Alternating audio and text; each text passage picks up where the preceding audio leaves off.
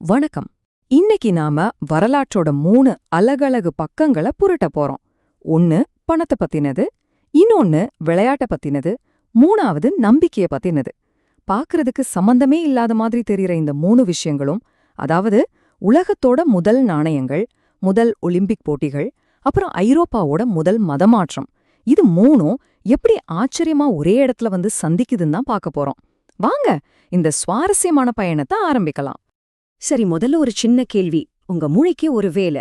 உலகத்திலேயே முதல் முறையா அபிஷியலா நாணயங்கள் எங்க தயாரிக்கப்பட்டு புழக்கத்துக்கு வந்ததுன்னு நினைக்கிறீங்க? கொஞ்சம் யோசிச்சு பாருங்க. ஒருவேளை உங்களுக்கு பதில் தெரிஞ்சிருக்கலாம்.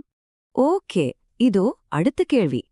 ஆயிரக்கணக்கான வருஷங்களா நம்மள பிரமிக்க வச்சிட்டு இருக்கிற ஒலிம்பிக் போட்டிகளோட பிறப்பிடம் ஏது?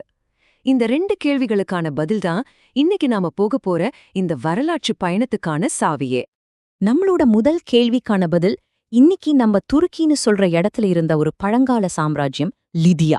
வாங்க, பணம்னு சொல்ற இந்த மிகப்பெரிய புரட்சி எப்படி உருவாச்சுன்னு கொஞ்சம் டீப்பா பாப்போம்.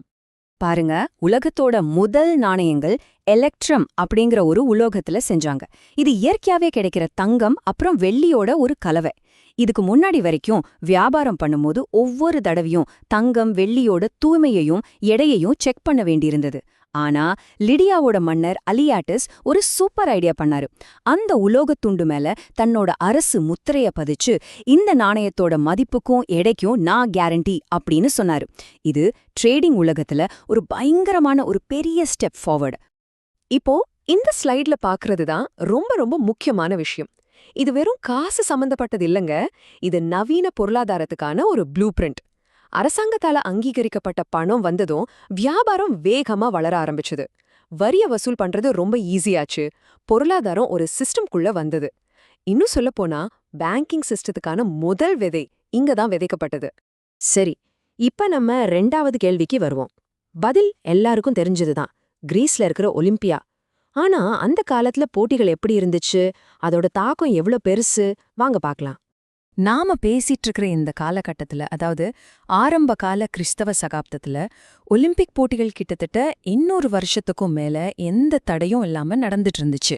யோசிச்சு பாருங்க. இது வெறும் ஒரு விளையாட்டு விழா மட்டும் இல்ல, அது ஒரு கலாச்சாரத்தோட மையம்.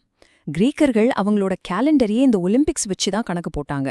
அதாவது ஒவ்வொரு 4 வருஷத்தையும் ஒரு ஒலிம்பியாடுன்னு சொல்லி காலத்தையே அளந்தாங்க. இந்த ஸ்லைட பார்த்தாலே புரியும் இந்த போட்டிகள் எப்படி படிப்படியா வளர்ந்துச்சுன்னு.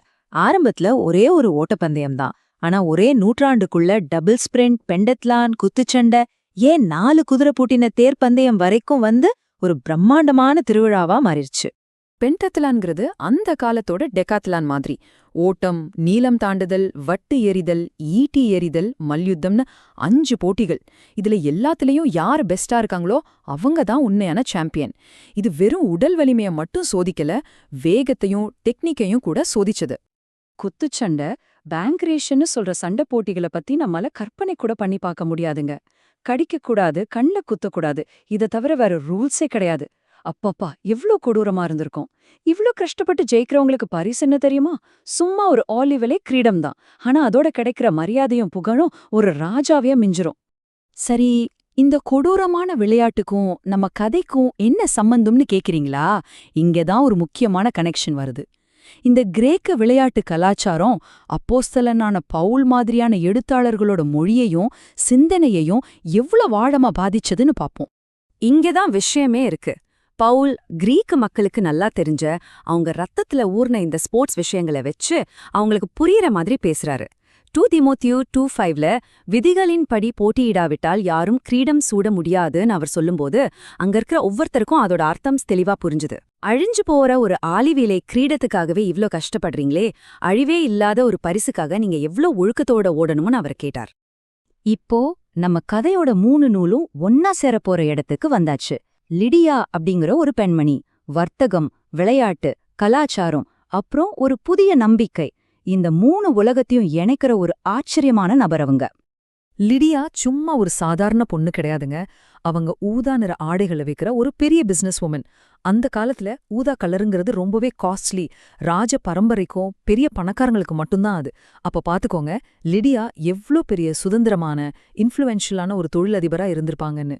பவுல் ஐரோப்பாவுக்குள்ள கால் வச்சதும் முதல்ல சந்திச்சது இந்த லிடியாவைத்தான். ஆத்தங்கரையில நடந்த அந்த சந்திப்பு ஒரு கண்டத்தோட வரலாற்றையே மாத்திடுச்சு. பவுல் சொன்ன செய்திய லிடியா ஏத்துக்கிட்டாங்க. அவங்களும் அவங்க குடும்பமும் ஞானஸ்நானம் எடுத்தாங்க. அன்னைக்கு ஐரோப்பாவோட முதல் கிறிஸ்தவ சமுதாயம் பிறந்துச்சு. இந்த ஸ்லைட்ல இருக்கிற விஷயம் ரொம்பவே பவர்ஃபுல்லானது.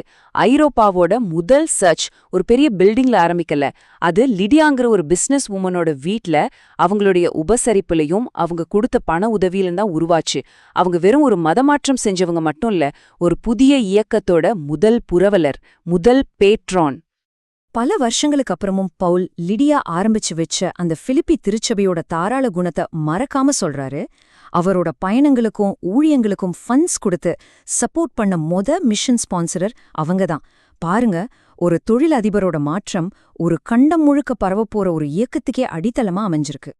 கடைசியா இந்த கேள்வியோட உங்களை விட்டுட்டு போறேன். ஒரு பக்கம் லிடியாவோட வர்த்தக உலகம், இன்னொரு பக்கம் பவுல் பயன்படுத்திய ஒலிம்பிக் வீரர்களோட கலாச்சாரம். இது ரெண்டும் ஒரு புதிய நம்பிக்கையை சந்திக்கும்போது வரலாறு எப்படி ஒரு புது திசையில திரும்புது? இத பத்தி நீங்க என்ன நினைக்கிறீங்க? யோசிச்சு பாருங்க.